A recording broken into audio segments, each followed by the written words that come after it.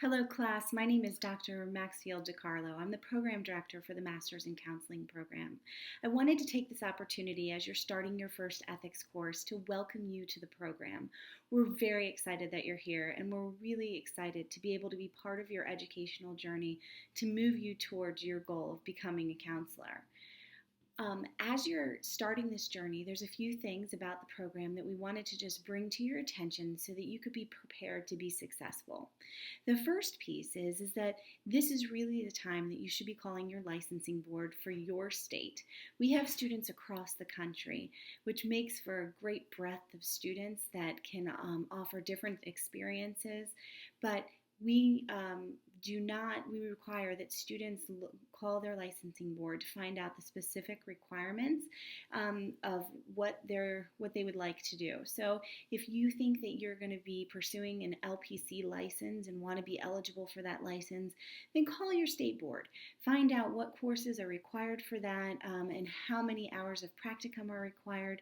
We try to create our program so that students can meet the maximum requirements of what they need for licensure, but it will be really important for you to explore the specific requirements for your state.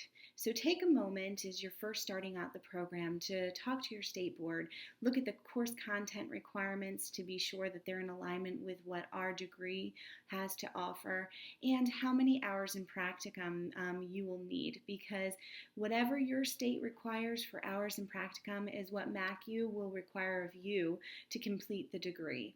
That's really important because it's different in each state, and so just so that you can sort of on the front end understand what will be required of you, go ahead and give your state board a call or look at their website and look at the basic requirements for licensure. If you have any difficulties with that, feel free to reach out to us. Sometimes the wording can be confusing, and starting out it can be a little bit of a challenge to understand what is required for licensure. Go ahead and give us a call and we can help you walk through what the requirements are, and if there's any gaps in the program that you'll need to fill in, we can make you aware of those and work with you to try to get you closer to your goal to be eligible for licensure.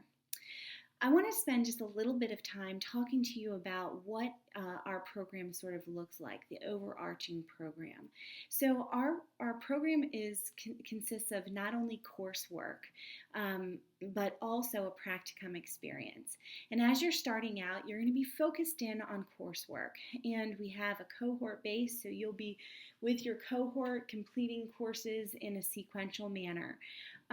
Then about the 10th course, which is our interpersonal communications course, you will be loaded into what we call the Practicum Forum. What this is it gives you access to your university supervisor so that you can ask questions, or if you have any concerns about the practicum experience, you can have direct access to your university supervisor.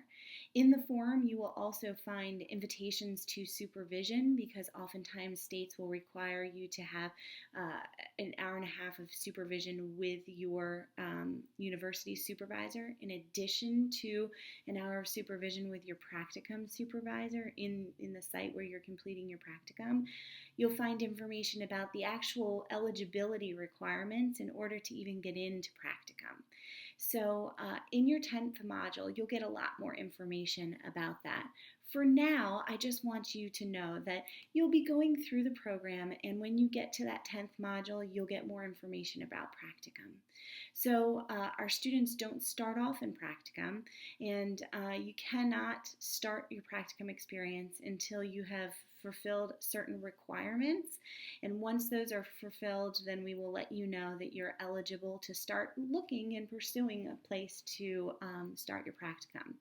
So that doesn't mean that right now you can't just be thinking about what agency might I want to work at to do my practicum hours, or if you have some contacts in the field, you most certainly can start thinking about that. But it won't be until you get to the 10th course that you'll get additional information and then be released to start pulling together your package for eligibility for the practicum.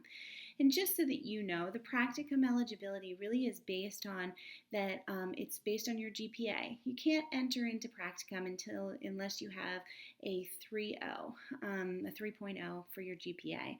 You also, many states require that students in counseling programs must have a B or better in every course. So if you are going for licensure and your goal is to complete the program, do your practicum experience, and then be eligible to be licensed as an LPC or LMFT or LADC, then it is really, really important that you get a B or better in every single one of your courses. Because when you get to the 10th module, if you haven't had a B or better in each course, you will have to repeat and take any courses that you got below a B in order to be eligible to start your practicum experience. There's also some paperwork that has to be completed.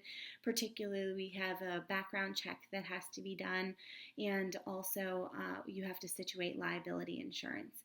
Again, all of this information will be given to you when you get to your 10th course and you're enrolled in the Practicum Forum, which again is just sort of a forum for you to have the information for your practicum experience, and you'll have guidance as to how to complete your practicum experience.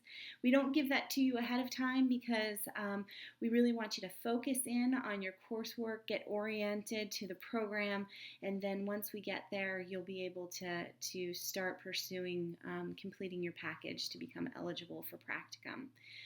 Another question that students oftentimes will ask is, how long is my practicum? That's really dependent on your state. What we do at MACU is that we have many of our students are in Oklahoma, so they'll be required to do a 300-hour practicum. But if students are from another state that requires different number of hours, then we will adjust your practicum course so that you will be able to complete the number of hours that are required for licensure in your state. Again, just highlighting how important it is for you right now to take some time to research the requirements of your state, how many hours you need for practicum, and any coursework that may be required that we don't offer as part of our program. So you would want to really look at that now so that you can just plan ahead and prepare for what elements need to be part of your educational journey. Throughout the program, you will have access to both myself, the program director, and also the chair of the department, Dr. McBee. If you have any questions, any concerns, please don't hesitate to come to us, and we can help negotiate whatever it is that's going on and help you understand the program a little bit better. But for now, I just welcome you to the program, and if you need anything at all, please let me know. Take care.